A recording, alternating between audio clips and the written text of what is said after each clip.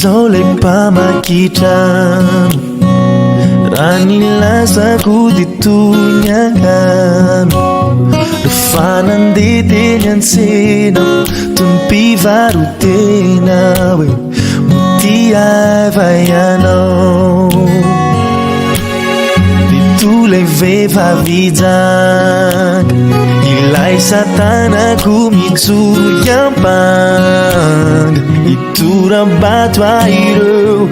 mpanorandalana itorakaiva ianao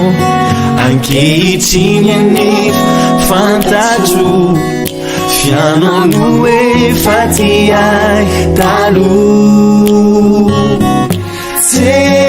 Jesosy ianao ko tsy nanamelokay na firazanioty efa vitako navelanao ny eloko Jesosy ianao lay niadiko ampototry ny azo ny talinao mametrako ny fiainako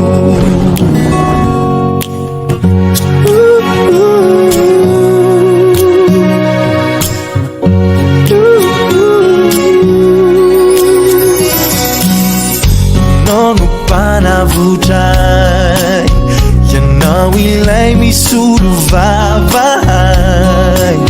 mifanandray ny famonjenao vita fanekena zay no azo ekena ankehitriny anefa fantatro fianao no efa ty ahy taloha